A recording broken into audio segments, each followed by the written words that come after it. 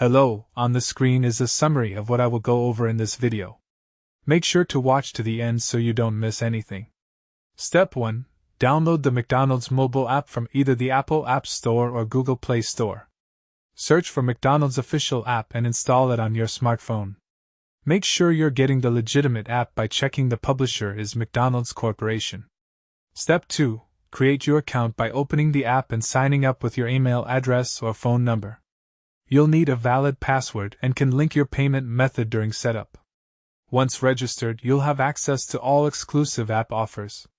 Step 3. Navigate to the rewards or offers section within the app to find the Friday free fries promotion. This section updates regularly with new deals, so check it frequently.